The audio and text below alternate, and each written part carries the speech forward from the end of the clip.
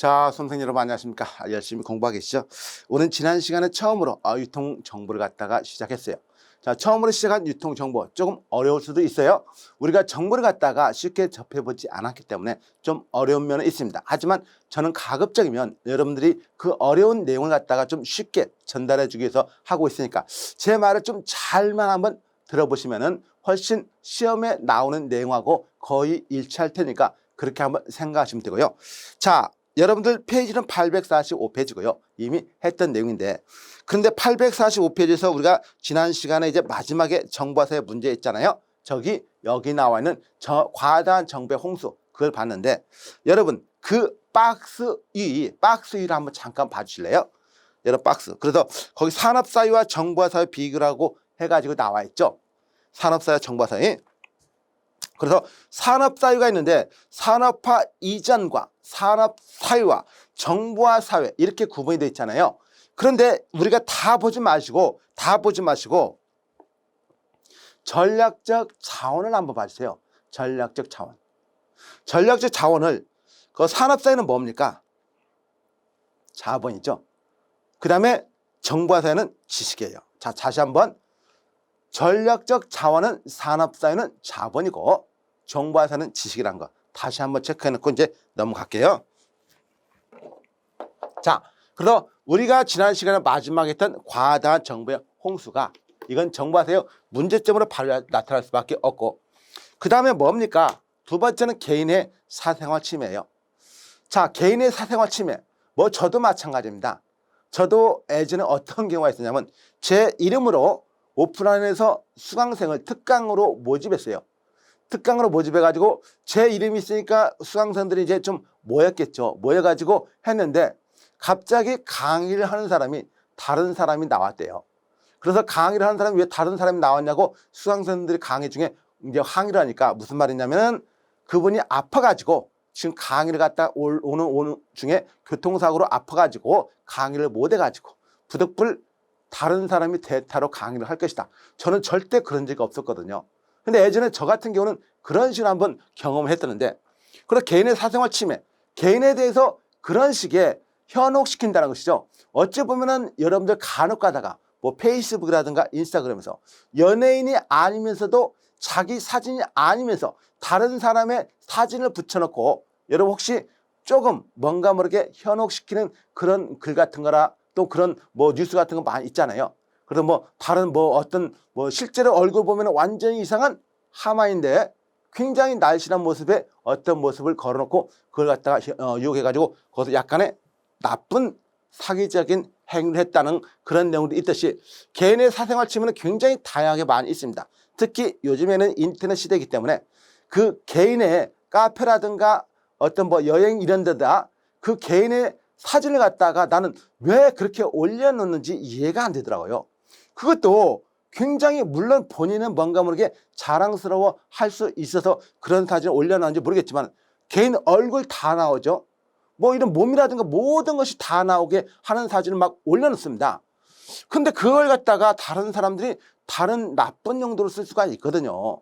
그래서 이런 불법적으로 사용될 가능성이 많이 있기 때문에 그러면 결론은 뭡니까?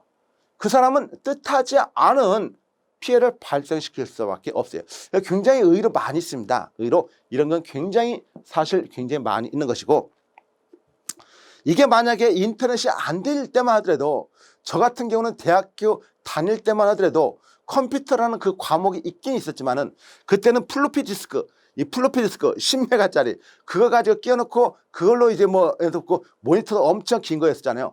인터넷 자체가 그때도 뭐 거의 갖다가 안 될 때니까 거의 뭐 있어도 뭐 제대로 개인용 컴퓨터로 이렇게 할 때가 아니었으니까 이렇게 보니까 꼭 제가 조선시대에 있었던 사람 같은데 그렇진 않아요. 자, 우선 개인의 사생활 침해 동그라미 1번의 전산망의 구축과 관련해서 개인의 정보와 권력기관이나 타인에게 노출되어 불법적으로 사용될 가능성이 매우 높아지고 있다. 자, 동그라미 2번에 대다수의 개인정보들이 자신도 모르는 대내외적으로 영리적 목적이든 다른 목적이든 뭐 활용될 수 있는 문제가 발생하여 뜻하지 않은 피해를 발생시킬 수 있다. 이거 굉장히 의의로 많이 있다는 거 알아주셔야 돼요. 그래서 기본적으로 정보화사의 문제점, 개인의 사생활 침해가 있다. 자, 그런 다음에 문화지체 현상도 있습니다. 문화지체 현상. 사실 어찌 보면은 우리가 기본적으로 여러분 카카오톡 보낼 때 글씨 자체가 예전에는 어떻게 다른 사람하고 서로 왕래한 소식을 물었나요? 저 같은 경우도 군대에 있을 때 어머님 전상서 해가지고 어머님 아버님 전상서 해가지고 어머님 아버님 오늘 또 하루 잘 지내는 쭉 해가지고 2장까지 빽빽히 손으로 갖다가 가지고 열심히 해가지고 편지해가지고 집으로 보냈잖아요. 그러면 집에서 이제 그 답장이 오잖아요. 그런 식으로 해가지고 자기 소식을 전달하고 뭐 군대에 있을 때는 그랬다는 것이죠. 그때 당시는.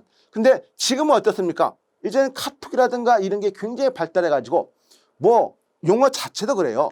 그냥 용어 자체도 무슨 그 모음으로만 다 되는 거 있잖아요. 어떤 거 사전 그런 저도 잘 이해도 못할 수 있는 모음 같은 걸로 해가지고 글씨라든가 이런 걸 다 파악을 시킵니다. 그래서 문화 지체 현상이라는 건 굉장히 인터넷 세상에서 많이 발생하는 것이에요. 이 변화 속도에 적응하지 못하는 현상입니다. 그래서 극도 좌절감으로 빠질 수 있는데 뭐 그렇다 해도 극도 좌절감 속으로 빠질 수는 없어요. 뭐 내가 인터넷 좀 모르는 대로 살면 되는 것이지 무슨 뭐 그걸 좀 모른다 해서 그리고 뭐 조금 그러니까 단축 용어 모른다 해서 인터넷상에서 젊은 사람들이 쓰는 용어를 모른다 해서 내가 뭘 창피합니까? 창피할 필요도 없는 것이에요.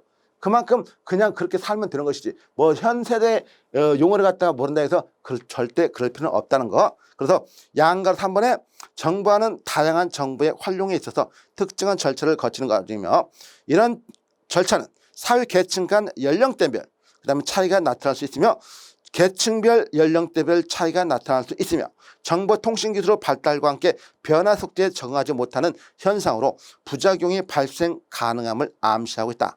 자, 동그라미 2번 뉴미디어를 비롯한 여러 발전된 매체들이 전달해준 서구 선진사회 정보사회 구성원들의 의식을 일깨워주는 역할을 하는 반면에 이를 수 없는 지나친 기대의 상승을 가져와 그들의 극도로 좌절 속으로 빠뜨릴 수 있다. 이런 현상은 기대 상승에 따른 좌절 상승으로 표현이 되는 것이에요. 자, 일단 그런 의미를 좀 여러분이 알아주시면 되고요.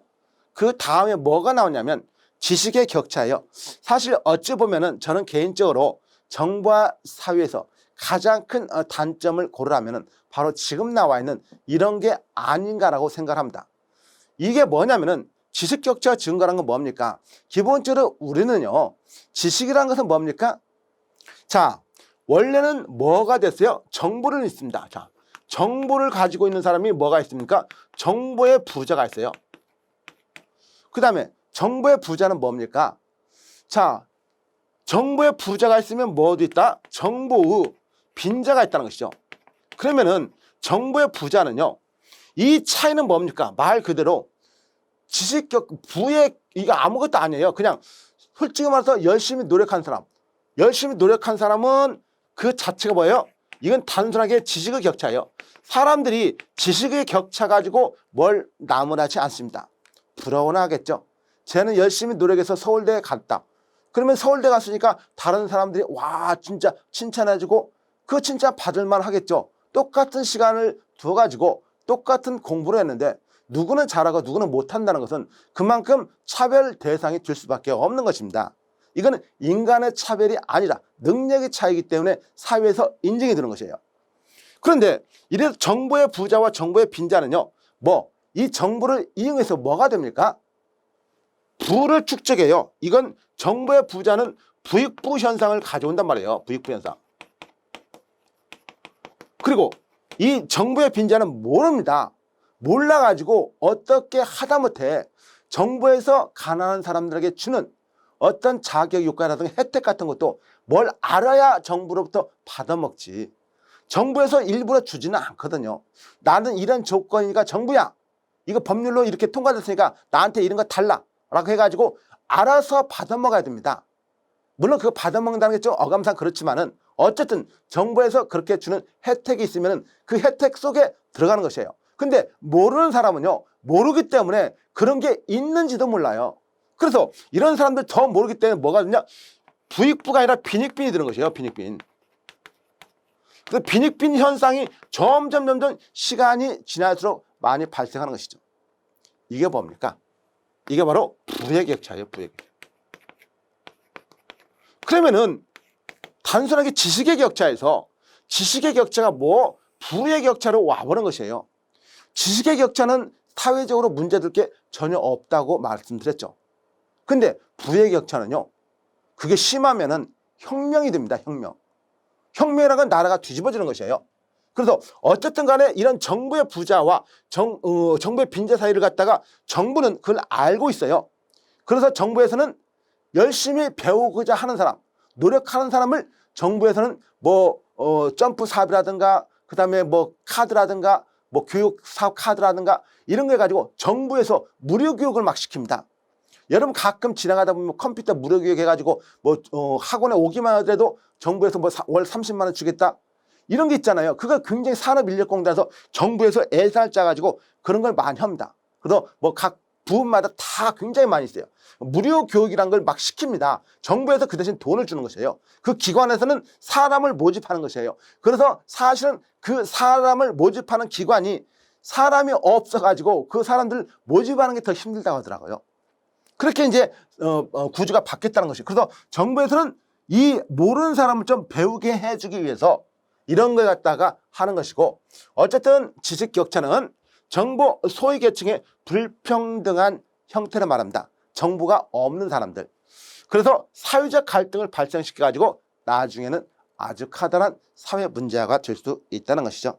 그게 이제 양가로 거기 나와 있는 다음 페이지죠. 거기 846페이지 양가로 5번에 나와 있어요. 정부의 빈자와 정부의 부자 간의 지식 격차가 더욱 가속화되어 정부 소위 계층의 불평등한 형태가 이루어질 수 있다. 동그라미 2번의 정부의 빈부 격차는 나중에 부의 격차로 발생을 하여 사회적 갈등을 발생시켜 사회 문제화가 될 수 있다. 따라서 누구나 쉽게 정부에 접근할 수 있는 장치들이 마련돼야 된다. 이런 내용입니다. 이게 바로 지식 격차고요. 자, 그런 다음에 뭐 어디 있냐면은 이제 이런 지식 격차를 다시 한번 여러분들이 잘 좀 알아두셔야 돼요. 자, 그 다음에 전통 문화의 소멸이라는 게 있습니다. 어쨌든 간에 인터넷이 발달됨으로써 우리가 기존에 가지고 있던 가치관이 있을 것이에요. 그런 것이 점점 희박화될 수밖에 없죠. 그리고 글로벌화 시대가 됐기 때문에 우리나라 것만 너무 주장해도 안 되는 것이죠. 하지만 일단은 전통 문화가 소멸된다는 것은 좀 안타까울 수가 있지만은 정부가 보다 많은 채널을 통해서 유통됩니다. 그래서 그 유통되는 것이 가치관 고유 전통 문화가 점점 사라질 수밖에 없는 것이에요. 그래서 이제 새로운 다른 나라 것이 새롭게 들으면 그것이 흥미롭거든요. 왜냐하면은 기존에 가지고 있는 가치관은 계속 우리 것이기 때문에 뭔가 소중함을 느끼지는 못해요. 근데 다른 뭔가가 들어오면 그게 좀 흥미를 느낍니다. 뭔가 새롭거든요. 그래서 관심을 그쪽으로 갖게 돼요. 원래 그렇습니다. 그래서 그런 거에 의해서 이제 점점 전통적인 우리 문화가 조금은 희석화된다는 걸로 알아주시면 되고요. 거기 이제 양가로 6번입니다. 양가로 6번에서 동그라미 1번의 정보와 지구와 국제화, 지구촌, 글로벌 등 형태로 정보가 보다 많은 채널을 통해서 유통되고 있다. 이것은 특정 국가들의 우위적 경쟁력에 의한 문화 전파의 역할을 대신한다고 볼 수 있다. 동그라미 2번 결과적으로 자극적이며 새롭고 다양한 문화 형태가 정부와 사회 계층에게 직접적인 영향을 행사가 된다는 걸로 알아두시면 됩니다. 자, 전통문화 소멸. 그런 다음에 다음 페이지로 넘어가서 보시면요. 자, 청소년 문화의 왜곡도 있어요. 지금 우리가 뭘 하고 있습니까? 정보화 사회. 정보화 사회에 뭘 하고 있습니까? 정보화 사회의 문제점을 하고 있습니다. 자, 그리고 거기에서 문제점 중에 여러 개를 봤는데 청소년 문화의 왜곡 현상도 있다는 거. 어차피 청소년, 우리가 앞에서 봤죠? 청소년 보호법에서 잠깐 내용도 있었지만은 어쨌든 청소년들은 아직은 사회적으로 약간은 덜 익은, 인격적으로 약간은 미숙해요. 좀 완전한 인격성으로 갖춰진 게 아니기 때문에. 그래서 청소년들 같은 경우는 조금 자극적이고 그런 걸 갖다가 더 선호하죠. 청소년들이 만약에 오토바이 타는 게 멋있다. 그럼 오토바이를 많이 타겠죠. 담배 피는 것이 멋있어 보인다. 담배를 많이 피겠죠. 술 마시는 게 너무 멋있어 보인다. 술을 많이 마실 것이에요. 그런데 그런 것은 청소년들이 유해하니까 어떻습니까? 그런 드라마라든가 그런 거 할 때는 항상 숫자를 붙이죠. 여기도 19라고 하는 것도 붙이고 15라는 것도 붙여요. 원래 이런 건 다 있습니다. 사실. 그래서 보통 15 같은 경우는 여기서 이 나이를 말한 것이에요. 나이. 그래서 이 나이대에 있는 사람들은 보기에 괜찮지만은 이 미만대에 있는 사람들은 부모의 뭐 설명이 갖다가 좀 필요하다라고 했는데 뭐 요즘 청소년들이 이걸 다 모르겠어요. 그래서 기본적으로 그런 거 같은 거 이제 있기는 있다는 거 알아주면 되고, 그래서 게임 중독 현상이라든가 정신적인 문제가 발생하고 불건전 성인 상품에 대한 왜곡된 정보가 있습니다. 그래서 아직은 호기심이 많은 청소년기이기 때문에 충분히 이해되는 부분도 있어요. 그래서 이제 양가로 7번에 청소년 문화 왜곡해가지고 동그라미 1번 재미와 흥미 위주 오락성 상업주의가 판을 치고 있는 여기에 게임 중독 현상이라든가 정신적 문제 등이 청소년에게 심각한 영향을 준다는 거. 동그라미 2번 공동체 의식의 사회 구성원으로서 역할보다 개인주의 또는 소수의 이기주의가 청소년 성장에 커다란 영향을 주게 되면 성인으로서 사회적 역할을 수행하지 못하는 정보와 중독 미화가 될 수 있다 했는데, 뭐 시간의 흐름에 따라서 자기 스스로가 이제 깨우치게 되는 것이죠. 어쨌든 나이가 먹고 가고 그러면 또 교육도 진행되면요, 그런 것은 충분하게 어느 정도 극복이 될 수가 있습니다. 자, 기타도 있기는 있지만은 이런 식으로서 정보화 사회의 문제점이 발생할 수 있다는 것이죠.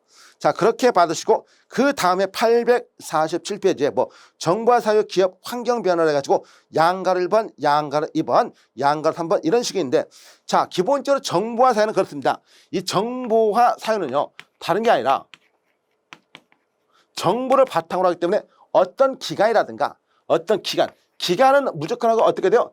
짧아져요. 단기가 되는 것이에요. 단기. 그래서 우리 시험에는요, 무조건 혹시라도 우리 유통정보에서 뭐뭐에 어쩌고 저쩌고 해가지고 기간이 길어진다, 이건 무조건 틀린 지문이에요.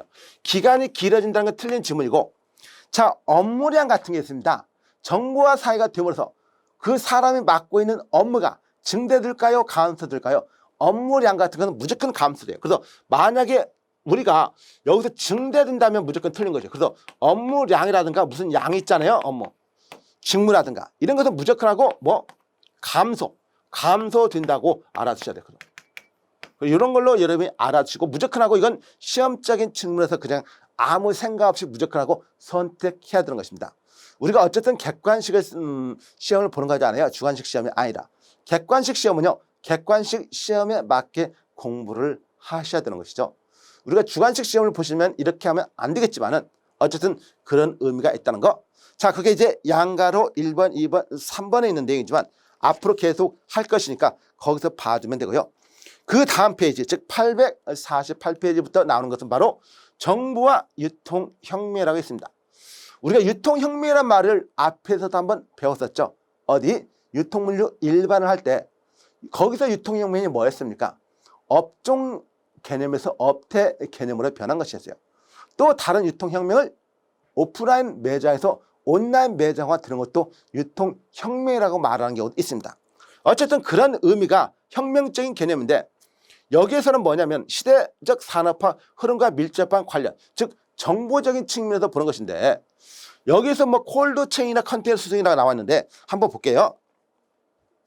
양가로 1번에 유통혁명의 개념 동그라미 1번에 유통혁명은 대량 생산, 대량 소비의 진전에 따라 상품의 유통 부분이 나타난 기구 혁신을 나타내는 용어로 시대적 산업화 흐름과 밀접한 관련을 가지고 있다.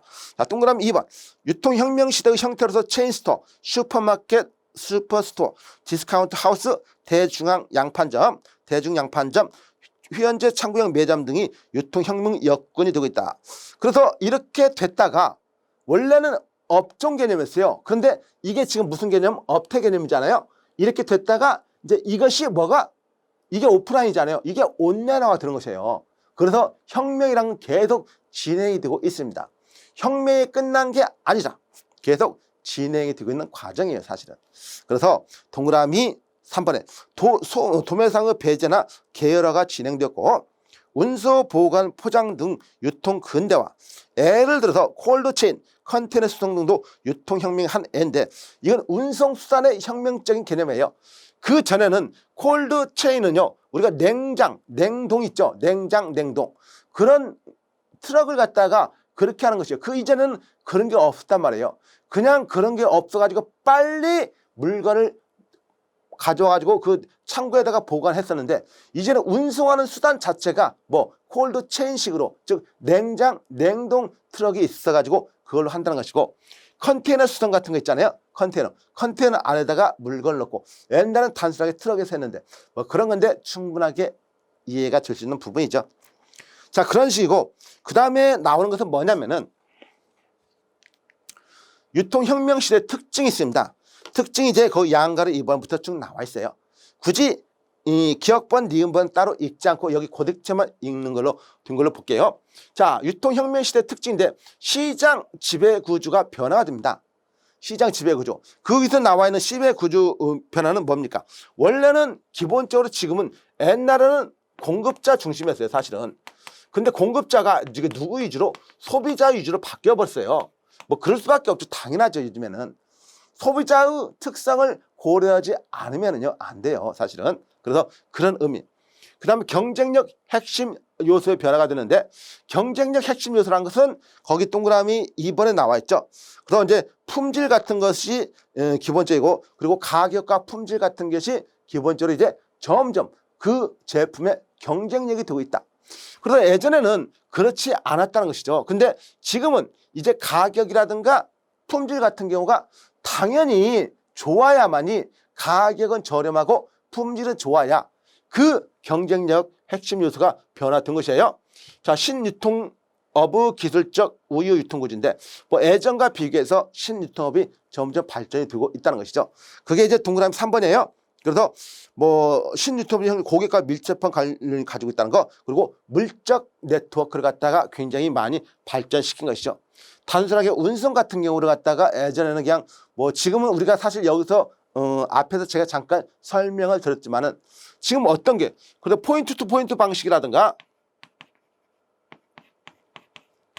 포인트 투 포인트 방식이라든가 있잖아요. 그다음 허브 앤드 스포크 허브 앤드 스포크 이거 이런 식의 물류 방향이 계속 달라지고 있습니다. 그렇기 때문에 여러분들이 한번 이런 식으로 변화가 된다는 거. 그 다음 고객 중심의 시장 변화가 될 수밖에 없었어요. 이게 뭐 사실 언제가 비교하냐면 아주 60년대, 50년대, 60년대, 50년대 그때 시대하고 지금 2000년대 시대의 변화일 수밖에 없는 것이에요. 그리고 자, 그 다음에 고객 중심 시장 변화라는 것은 동그라미 4번에 나와 있는 것이고 이거는 뭐 고객 개개인을 갖다가 동그라미 니은에 있는 거예요. 사실은 틈새 시장에서 특화적 성향을 나타낸 고객들에게 구매의 효과성을 상승시켜 특화 고객을 말한 것이에요. 이제는 조직의 유연성. 뭐 예전 같은 경우 뭡니까? 무슨 부장님, 그 다음에 그 밑에 과장님, 그 다음에 계장님, 그 다음에 뭐 이렇게 주임님, 뭐 그런 식으로 해가지고 어떤 직급이 형성되는데 요즘에는 직급이 다 무너지고 있잖아요. 거의 팀장, 팀제 해가지고 팀제도 뭐 거의 갖다가 그 조직을 갖다가 많이 무너뜨리고 있어요. 그래서 굉장히 조직을 갖다가 그 유연하게 대응을 하고 있습니다. 그래서 예전처럼 그런 획일적인 조직이 아니라 시스템에 맞게 조직을 갖다가 유연화시킨다는 것이죠. 자, 기업 유통 경영 시스템의 변화가 있는데 그 동그라미 6번이죠. 자, 기본적으로 SCM을 말합니다. 이거는. 그래서 기업 유통 경영 시스템의 변화라는 것은 SCM, Supply Chain Management, 공급 체인망 관리를 갖다가 잘 하겠다는 것이에요. 공급 체인망 관리를 잘 하지 못하면 안 되기 때문에 그런 의미로 받으시면 되고 그 다음에 소비자의 시장 참여를 확대한다. 뭐 사실 어찌 보면은 이 프로슈머라고 있잖아요. 프로슈머. 그래서 프로덕트라는 개념이 있고 그 다음에 컨슈머가 있잖아요. 컨슈머. 그래서 기본적으로 우리가 여기 있는 프로슈머라고 하잖아요. 프로슈머. 왜냐하면은 소비자가 이게 생산자가 소비자가 이렇게 나와 있는데 생산을 하는 거에 관여를 한다는 것이에요. 소비자가. 그래서 프로슈머라는 것은 이제 소비자가 생산하는 거에까지 관여를 해가지고 이 말은 뭡니까? 그래서 내가 원하는 상품을 만들어 달라고 말하는 것이에요. 프로슈머라는 그 의미는. 그래서 소비자의 시장 참여가 점차 확대되고 있습니다. 그게 이제 동그라미 기억번과 니은번 나와 있는 내용을 한번 알아두시면 되고요. 자, 이런 흐름이 뭡니까? 기본적으로 유통혁명 시대를 하는데 뭐 이런 것은 시험에 자주 나오지는 않아요. 그냥 여러분이 아하 그렇구나라고만 고개만 끄덕거리면 됩니다. 뭐 그런 의미로만 여러분이 봐주시면 되고 자, 그런 다음에 이제 시장 구조 변화라는 이런 흐름부터 여기서 봤으니까 이제 클라우드를 한번 보시죠. 유통혁명 시대의 클라우드 서비스라는 게 있습니다. 자, 여러분 클라우드란 건 여러분 아시죠? 간단하게 말하면 이런 구름이에요. 구름. 이 구름 같은 거, 하늘에 떠 있는 구름을 갖다가 클라우드라고 하는데 이 의미는 뭘까요? 우리가 여러분들이 클라우드란 건 너무나 잘 알고 있어요. 뭐 흔히 우리가 네이버에 가입을 해더라도 클라우드 서비스를 제공해주고 있죠. 거기에다가 정보를 얻어놓고 내가 언제든지 필요하면 그걸 다시 내려가지고 내가 사용할 수 있는 것입니다. 그러니까 쉽게 말하면 저장 공간이라고 생각하시면 돼요. 자, 그래서 클라우드 개념은 다양한 자원들이 하나의 커다란 구름 모양의 집합을 가지고 있다는 것이죠. 그래서 무형의 공간에서 컴퓨터로 할 수 있는 업무들이 가능하다. 그러니까 쉽게 말하면 내가 데이터를 반드시 항상 가지고 다니지 않아도 이미 거기에 저장되어 있으니까 내가 인터넷만 된다면은 다른 장소에서 그 저장되어 있는 데이터를 다시 꺼내가지고 작업에 활용할 수 있다는 것이죠. 그게 클라우드 서비스의 개념적인 설명인데 양가로 1번 역시 여기는 동그라미 크게 쳐놓고 한번 받을 필요가 있는 부분인데요. 제가 따로 언급을 해드리겠습니다. 양가로 1번, 양가로 2번을 동그라미 크게 쳐놓고 봐주세요. 일단 양가로 1번은 개념이니까 여기에 나와 있는 내용이에요. 그래서 동그라미 1번 클라우드란 컴퓨터나 서버 등 다양한 자원들이 하나 커다란 구름 모양의 집합을 이루고 있다고 해서 클라우드라고 부른다. 동그라미 2번 구름과 같은 무형의 공간에서 컴퓨터로 할 수 있는 업무들이 가능하게 설계된 것으로 최근에는 네트워크 상에서 컴퓨팅 기능을 내재한 클라우드 컴퓨팅의 줄임말로 사용되고 있다라는 걸로 여러분이 봐주시면 되고요. 자, 그 다음에 클라우드 컴퓨팅이 양가로 2번 이걸 제가 동그라미 크게 치라고 말씀을 드렸죠. 자, 클라우드 컴퓨팅입니다. 컴퓨터나 휴대폰 등을 불러와서 사용하는 것입니다. 컴퓨터나 휴대폰 등을 불러와서 사용하고 그러니까 당연히 뭐가 있어야 돼요. 이건 인터넷이 일단 된다는 전제입니다. 인터넷이 안 되면 안 되겠죠. 아무리 내가 뭐 산속에서 이걸 인터넷이 안 되는 데서 할 수가 있을까요? 나는 조용한 곳에서 하겠다고 딱 생각했는데 조용한 곳이 어딥니까? 당연히 산속 깊은 곳이겠죠. 근데 거기에 인터넷이 안 되고 있어요. 그럼 내가 무슨 의미가 있겠습니까? 그냥 거기서 책만 읽다가 오는 게 가장 좋겠죠. 자, 동그라미 2번 방대한 양의 정보의 효율적 관리 및 자원의 효율적으로 활용한다. 그래서 방대한 양의 정보를 갖다가 효율적으로 관리하고요. 그 다음에 자원을 효율적으로 활용할 수가 있어요. 그래서 관리와 활용이 가능한 것입니다. 뭐가? 클라우딩이 컴퓨팅. 그래서 자원의 관리와 활용이 가능한 게 바로 클라우드 컴퓨팅의 특징이에요. 이게 시험 질문 많이 나왔습니다. 이 질문. 자, 그 다음에 다양한 디바이스에서 볼 수 있는 정도입니다. 그러니까 다양한 디바이스가 뭐예요? 스마트폰이라든가 데스크탑이라든가 아니면 뭐 노트북이라든가 뭐 다양하게 이렇게 볼 수가 있는 것이에요. 그러니까 뭐 모든 전자기기에서 즉 다양한 디바이스에서 볼 수 있는 내용이에요. 이런 것은. 그 다음에 인터넷 접속이 가능한 곳 어디서나 확인할 수 있는 서비스. 어찌 보면 4번이 나름대로 우리 시험에는 자주는 안 나왔지만은 전제 조건입니다. 인터넷이 안 되면은 어디에서든지 이걸 할 수가 없겠죠. 클라우딩 컴퓨팅을. 다시 한번 양가로 2번에서 보시면요. 동그라미 1번의 클라우드 컴퓨팅 인터넷 기반은 기술을 의미하는 것으로 인터넷상의 유틸리티 데이터 서버에 프로그램을 두고 그때그때 컴퓨터나 휴대폰 등을 불러와서 사용하는 웹에 기반한 소프트웨어 서비스이다. 동그라미 2번 최근 유통채널 관리를 위한 정보 시스템 구축 시 방대한 양의 정보의 효율적 관리 및 자원의 효율적 활용을 위한 방안으로 제시되고 있는 신기술이다. 동그라미 3번 요즘 인터넷 포털들에서 제공되고 있는 클라우드 서비스는 아직 초기적인 단계의 서비스로서 파일을 업로드한 뒤 다양한 디바이스에서 볼 수 있는 정도 서비스 스토리지. 스토리지가 뭐죠? 저장. 그 다음에 뷰어는 뭡니까? 볼 수 있다는 것이죠. 스토리지 저장과 볼 수 있는 그런 단계에 제한이 되어 있다는 것이죠. 자, 동그라미 4번 웹메일이나 웹하드 등 서비스 사용자 메일이나 정보를 저장하는 하드디스크 공간을 웹상에 가지고 있으면서 인터넷 접속이 가능한 곳 어디서든지 확인할 수 있는 서비스가 클라우드 컴퓨팅에 속한다고 알아두시면 됩니다. 자, 그런 다음에 그 다음에요. 클라우드 서비스를 활용하는 내용이 나옵니다. 이제 자, 기본적으로 클라우드 컴퓨팅을 활용하는 것은 고객이 편리하게 쇼핑할 수 있도록 도와주는 것이 가장 대표적으로 할 수 있어요. 그 영국에서 이제 보통 이렇게 해가지고 할 수도 있는 것인데 뭐 일단은 이런 식으로 알아두시고요. 그래서 고객이 편리하게 쇼핑할 수 있도록 도와주는 것이 가장 대표적인 클라우드 마케팅에 활용하는 능력이고 그 이외에도 경영을 효율화할 수 있고요. 생산성 향상 등의 효과를 기대할 수 있고 편의성과 효율성을 획기적으로 높일 수가 있다는 것입니다. 당연히 그럴 수밖에 없지만은 그래도 한번 교재를 잠깐 보시면요. 동그라미 1, 양가 3번의 동그라미 1번 영국의 대형 유통에서 테스코의 경우 매장 내 유통항법 시스템과 고객의 스마트폰 간의 연관을 통해서 고객이 편리하게 쇼핑할 수 있도록 도와주는 것이 대표이다. 사실 여러분들이 지금 우리가 어떤 만약에 어느 지역을 간다. 지역을 가요. 어느 지역을 가는데 그 지역을 모를 때는 뭘로 어떻게 갑니까? 기본적으로 여러분 자동차를 타고 간다 했을 때 내비게이션 하다가 그 지역의 주소를 딱 입력해서 가잖아요. 그러면 어쨌든지 간에 그 가라는 대로만 가면은 결국은 그 장소에 도달을 하게 됩니다. 그렇잖아요. 그런데 이건 어떤 식이냐? 그럼 만약에 여러분들이 큰 매장에 가가지고 여러분들이 큰 매장에 갔어요. 그럼 내가 사고 싶은 게 예를 들어 커피다, 생수다, 그 다음 라면이다, 카레다. 이렇게 했다가 봐요. 그러면은 커피 사고 생수 사고 그 다음에 라면 사고 카레 사는데 물론 대부분 알겠지만은 이걸 만약에 그 매장 내에서 띠디디디디 내가 여기 서 있는 거 가장 가까운 곳에 있는 것이 만약에 라면이라면 라면을 먼저 알려줘요. 두 번째가 뭐냐? 커피면 두 번째 알려주고 그 다음에 카레가 세 번째면 카레를 알려주고 그 네 번째 이렇게. 그러니까 내가 여기 서 있으면은 나의 가장 가까운 곳부터 내가 사고자 하는 걸 갖다가 내가 거기에 딱 입력을 했잖아요.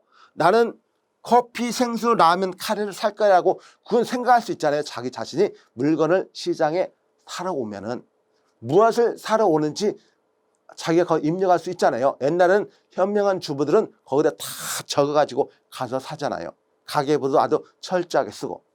근데 어쨌든 그런 식으로 하면은 내가 거기 스마트폰에다 그걸 딱 입력시키면 이걸 매장 내에서 연동돼 가지고 내가 서 있는 자리를 유출해 가지고 가장 가까운 라면이 여기 한 5m 이쪽에 있고 그 다음에 두 번째는 커피가 저쪽에 있고 그 다음 세 번째는 카레가 그 다음에 어쪽에 있고 그 다음에 네 번째는 뭐 생수가 저쪽에 있다. 이런 식으로 알려준단 말이에요. 얼마나 편하겠습니까? 지금 이렇게 우리나라 쓰나요? 안 쓰잖아요. 우리나라에서는 안 씁니다. 그럼 어떻게 돼 있냐면 나중에 다 데이터가 연동이 돼야 가능한 겁니다. 연동이 돼야. 자, 그 다음에 그래서 거기에 나와 있는 것이고 동그라미 2번에 클라우드 서비스를 통해서 유통 사업자들의 유통물류 주문 정보와 상품 정보, 출고, 배송에 필요한 정보, 통신 기술, 인프라, 매출 정보 이런 것 등등을 갖다가 사용해서 경영의 효율화를 높일 수가 있다. 결론은 뭡니까? 경영 효율화를 높일 수가 있다는 것이죠. 동그라미 3번에 유통기업 모바일 오피스는 쭉 이렇게 해가지고 실시간 정보를 기반으로 고객 상담 능력이 그래서 생산성 효과, 고객 상담 능력도 증가하는 생산성 향상 등의 효과를 기대할 수 있다는 것이죠.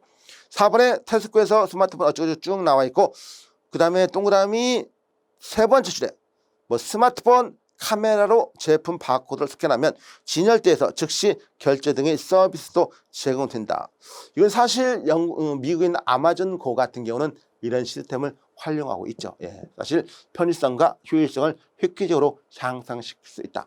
뭐 가장 간단하게 내가 물건만 사고 스마트폰으로 딱 결제만 한다면은 스마트폰을 딱 읽혀요. 바코드를 딱 읽히면은 이미 결제가 자동적으로 된다면은 굉장히 간편하겠죠. 왜? 그때는 사람이 필요가 없어요. 그냥 내가 계산이 바로 상품을 고르면서 내가 스마트폰을 다 결제하고 물건을 갖다가 나의 바구니에다 담아가지고 그냥 나가면 되는 것이기 때문에 이건 뭐 거기서 계산원이 따로 필요가 없습니다. 내가 그냥 사기 때문에 얼마나 편합니까? 사실 이런 기술이 아직 발견 못됐다고요? 아니에요. 이미 충분하게 다 발견됐어요. 근데 아직 적용을 안 하고 있어요. 왜? 여기는 사실 정책적인 측면도 강합니다. 거기 근무하는 직원들이 몇십만 명이 드는데 그분들이 만약에 그런 기술에 의해서 다 퇴직을 하면은 그 가족은 누가 어떤 돈을 갖다가 벌어가지고 먹여 살립니까? 그래서 정책적인 측면도 있고 물론 의지가 중요하겠죠. 경영자들의 의지. 근데 아직 우리나라 같은 경우는 그런 걸 도입을 안 합니다. 사실은.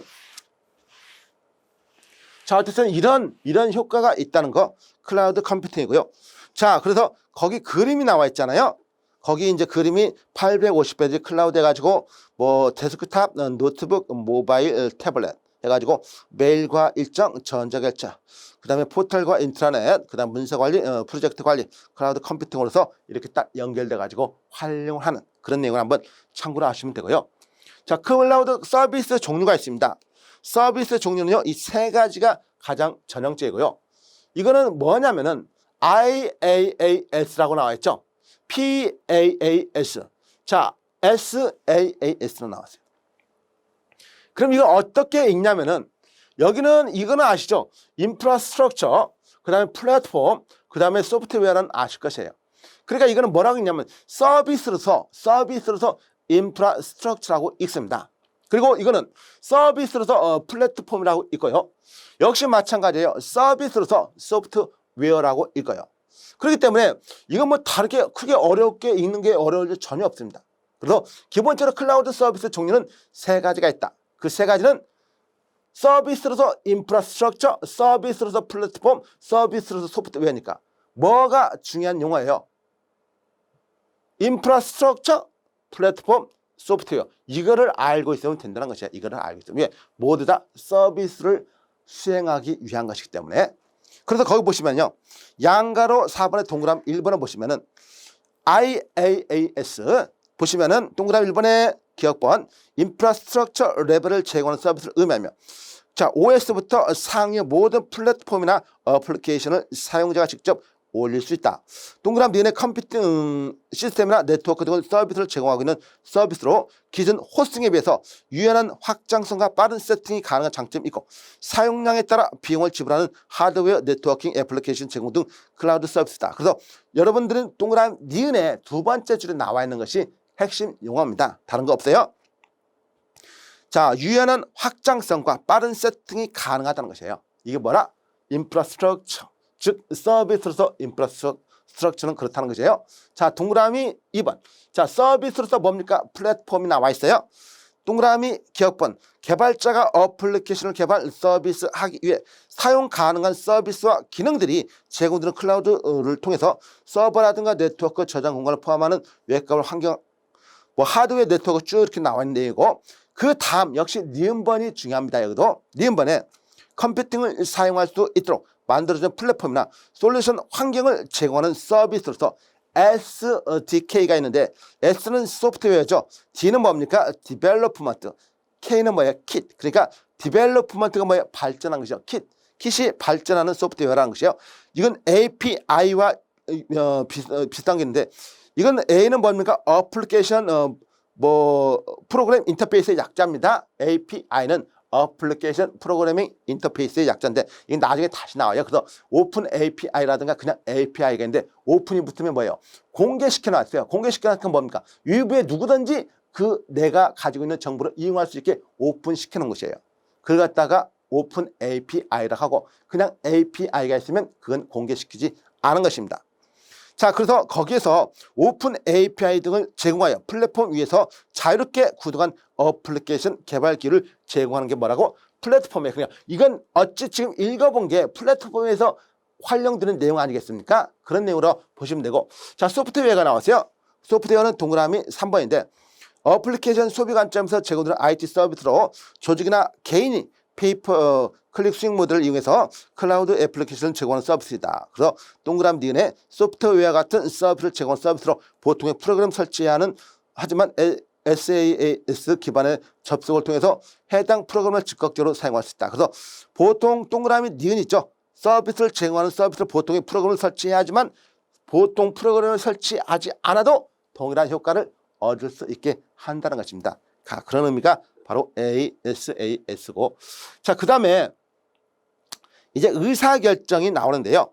사실 의사결정을 하기 그 밑에 바로 그 밑에 유통업체의 변화라고 해서 나와 있잖아요. 거기 이제 851페이지 여러분 교재로는 거기서 동그라미 양가로 3번을 한번 보실래요? 양가로 3번. 양가로 3번에서 유통산업 제4차 산업혁명이라고 여러분 많이 들어봤죠. 한 2001, 한 7년, 8년부터 제4차 산업이라고 해가지고 뭐 이렇게 쭉 했잖아요. 사실 우리가 제4차 산업에서 뭐 1차, 2차, 3차, 4차인데 뭐 1차 같은 경우는 우리가 다 알고 있는 농업이라면 농업. 2차는 뭐예요? 공업이었죠. 공업. 3차는 뭐였습니까? 서비스란 말이죠. 서비스. 이렇게 산업화가 명확하게 구분이 됐습니다. 그래가지고 지금 이 4차 산업이라고 했는데 이게 뭡니까? 이게 바로 인공지능을 바탕으로 한 산업이에요. 인공지능. 그래서 인공지능 같은 거 AI를 바탕으로 해서 이제 이런 식으로 쭉 흘러간다는 것인데 뭐 그것이 아직 진행 중이기 때문에 4차 산업은 이런 거라고 단정 짓기는 아직은 좀 이른 것 같아요. 하지만은 이런 걸 바탕으로 4차 산업이 되겠다는 것이에요. 이런 것이 뭔데? 거기 나와 있는 동그라미 1번. 동그라미 1번에서 정보기술을 융합으로 이뤄낸 혁명시대를 4차 산업 혁명시대라고 합니다. 18세기 초 산업혁명 이후 네 번째로 중요한 산업시대다. 네 번째가 여기 나와 있죠. 네 번째. 자, 그 다음에 이 혁명은 핵심은 인공지능, 로봇공학, 사물 인터넷, 무인 운송수단. 그래서 이 3차 산업, 그다음 3차 인쇄, 3D 인쇄라고 보통 하죠. 뭐 여러분께서 아시겠지만 3D 인쇄라고 하는데 이거 3D라고 읽거나 3D라 읽거나 무슨 의미가 있겠습니까? 그냥 3D라고 해도 되고 3D라고 해도 돼요. 그래서 3D 인쇄 아시죠, 여러분? 요즘 인쇄라면 뭐 사람을 갖다가 이렇게 하면 그 사람 얼굴 모양처럼 인쇄가 이렇게 딱 되는 거 여러분 3차원으로 인쇄되는 거 보셨죠? 자, 그 다음 나노 기술 같은 6대 분야에서 새로운 기술, 그래서 그 6대 산업에서 주로 발전되는 게 여기 나오는 제4차 산업이라는 의미로 알아두시면 되고요. 자, 동그라미 2번 한번 보도록 합니다. 2016년 세계경제 포럼에서 화두로 등장하였고 과학기술적 측면에서 모바일 인터넷, 클라우드 기술, 빅데이터, 사물 인터넷, 그 다음에 인공지능 등 주요 변화 요인으로 동인으로 꼽히고 있다. 초연결성, 초지능화 이런 특징을 가지며 제4차 산업혁명이 가까운 미래에 도래할 것이고 이로 인해서 일자리가 점점 없어진다고 하네요. 어쨌든 간에 어쨌든 일자리는 계속 없어질 수밖에 없겠죠. 왜냐하면 이제는 기계가 엄청나게 많이 발전돼 가지고 사람 대신에 기계가 일을 합니다. 그러면 이제 어떻게 해야 돼요? 기계가 일을 하는 대신에 세금을 왕창 책정해 가지고 그 세금을 걷어 가지고 그냥 놀고 있는 사람들에게, 놀고 있는 인간들한테 돈을 갖다가 주는 것이죠. 기본소득이라는 미명 아래 실질적으로 그렇게 조금씩 시도를 하는 인구가 적은 나라가 있다고 그러죠. 네덜란드에서 한번 그렇게 했고 룩셈부르크인가 그런 나라에서 한번 시도를 한다고 하고요. 어쨌든 그런 게 있다고 하는데 우리나라에서는 아직은 꿈에나 생각할 수 있는 그런 거겠죠. 우리나라는 인구가 일단 5천만이 넘기 때문에요. 어쨌든 우리나라도 발전된 나라입니다. 인구가 5천만이 넘는데요. 그 기본적으로 수출이 양쪽 수출과 수입이 1억 달러가 넘는 나라가 7개밖에 없어요. 그러니까 우리나라가 거기에 속하고 있습니다. 인구가 5천만이 넘는데 그렇다는 거. 어쨌든 그런 거가 있는데 그런 내용으로 보고요. 이제는 뭡니까? 의사결정이에요. 그래서 852페이지 의사결정이 나옵니다. 852페이지 의사결정인데 자, 의사결정이 뭐냐 이거죠. 우리가 아까 지난 시간 첫 번째 시간 때 뭘 말했습니까? 기본적으로 정보를 바탕으로 뭘 한다? 의사결정을 한다는 것이에요. 그 의사결정은 뭘 말하느냐? 사실 지금 나오겠지만 의사결정은 굉장히 하루에도 수많은 의사결정을 하게 됩니다. 그래서 의사결정 그 자체가 뭐냐고 묻는다면 여러 개의 대안 중에서 가장 바람직한 대안을 선택하는 무슨 과정? 의식적인 과정이라고 말할 수 있어요. 그래서 양가로 1번 의사결정의 의를 한번 보시면요. 동그라미로 의사결정 가장 바람직한 상태를 달성하기 위하여 하나 또는 그 이상의 대안 중에서 가장 유리하고 실행 가능한 최적 대안을 선택하는 의식적 과정입니다. 여기서 중요한 말 나와 있어요. 의식적 과정. 의식적 과정이 뭡니까? 의도를 가지고 하는 것이에요. 무의식적 과정은요. 내가 갑자기 버스를 타고 가는데 갑자기 버스가 멈춰버립니다. 그래가지고 상대방의 발을 밟아버렸어요. 그럼 상대방이 어떻게 합니까? 갑자기 내 싸다구를 때리나요? 안 때리죠. 약간 아파하면서도 상대방이 고의가 아니었구나. 내가 입장을 바꿔놓고 새도 이렇게 멈출 때는 상대방의 발을 밟을 수도 있겠구나. 물론 상대방이 밟은 사람이 어쨌든 저쨌든 미안하다고 말을 해야겠죠. 그러면은 그런 자세는 누구든지 인정하는 것이에요. 근데 차가 아무렇게 움직이지도 않고 갑자기 멈춰 서지도 않는데 지나가는 사람 갑자기 발을 빡 밟아요. 갑자기 밟은 사람은 가만히 있겠습니까? 신발을 벗어가지고 밟은 사람 머리를 때리겠죠. 그런 식의 어떤 의사결정이라는 것은 의식적 과제란 말이죠. 의식적. 그래서 동그라미 1번에 나와 있는 그런 내용 반드시 알아주셔야 돼요. 이건 조금 있으면 다른 내용하고 포함이 돼요. 동그라미 2번에 기업의 목표 설정과 목표 달성에서 선택 가능한 여러 대안 가운데 하나를 합리적으로 선택하고 결정하는 개인, 조직, 단체, 기업의 재반 활동은 여러 활동을 말한다. 여러 활동, 행동을 말한다. 동그라미 3번 의사결정은 의사소통을 통하여 각 경로 구성원들이 서로 접촉하게 되는데 접촉의 빈도 그리고 지속된 접촉이 의사소통의 양을 결정하고 의사소통의 양이 적정 수준에 달했을 때 결정하는 행동을 의사결정이라고 하죠. 그래서 동그라미 1번, 2번, 3번이 있지만은 제가 어디에 강조를 줬어요? 1번. 1번을 확실하게 여러분이 알고 있으면 됩니다. 사실 우리가 이 의사결정이라는 말을 여러분들이 뭐 일반적으로 아시는 분은 아실지 모르겠지만은 실질적으로 여기서 명확하게 이제 파악을 할 수 있겠죠. 우리가 데이터를 통해서 정보를 얻고 정보를 통해 가지고 그 정보가 왜 필요하냐? 의사결정을 하기 위해서 필요하다는 것이에요. 그럼 의사결정이 뭐냐고 하면 여러 가지 대안 중에서 가장 바람직한 대안을 어떻게 의식적으로 선택하는 과정이라고 했잖아요. 자, 동그라미 양가로 2번 의사결정의 특징 한번 봐요. 여기 의사결정의 특징 나와 있죠.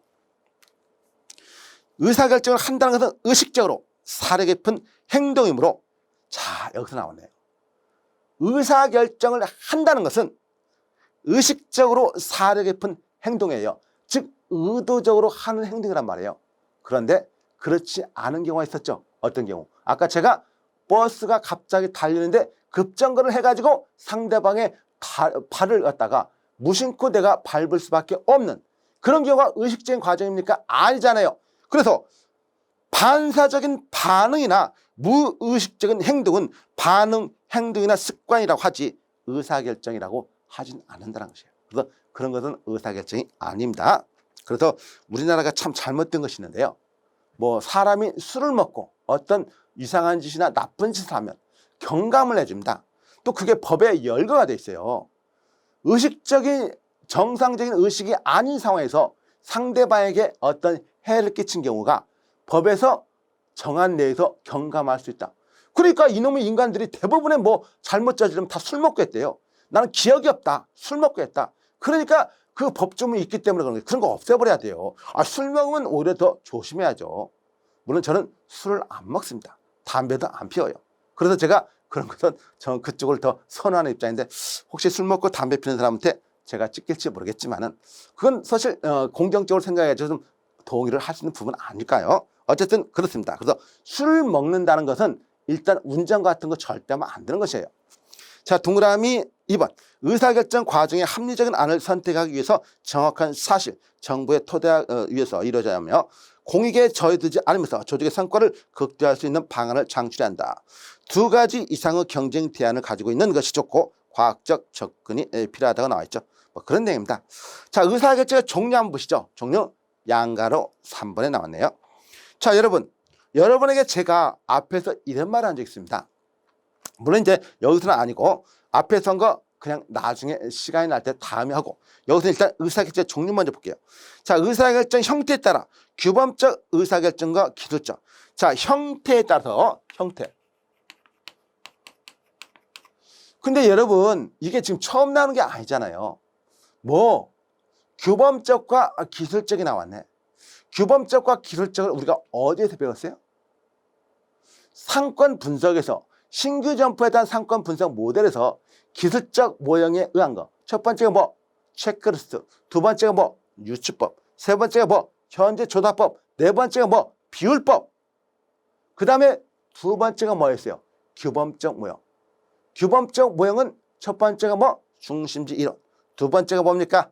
레일리 법칙이죠. 물론 수정 중심지 이론과 수정 레일리 법칙, 컨버스 제1법칙과 컨버스 제2법칙도 규범적 모형이지만 거기서 배웠잖아요. 형태에 의해서 뭐가 기술과 규범적으로 구분이 된대요. 기술과 규범적으로. 그 다음에 주체에 따라 조직적 의사결정과 개인적 의사결정. 그리고 주체에 따라서 주체에 따라서 이렇게 조직이냐 개인이냐. 주직이냐 개인이냐 하고, 세 번째가 뭡니까? 세 번째 조직 계층에 따라서 구분돼요. 계층에 따라서 뭐라고 구분됩니까? 그래서 전략적이냐 관리냐, 전략이냐 관리냐고 이렇게 구분되고, 그 다음 내 업무처럼 규정 정도, 규정에 따라서 정형성과 비정, 규정에 따라서 정형화되어 있느냐 비정형화되어 있느냐 이런 걸로 구분을 하는 것입니다. 일단 여기까지 이번 시간 하고요. 그 다음 시간 계속해서 연결해서 계속 하도록 하겠습니다. 수고 많이 했습니다.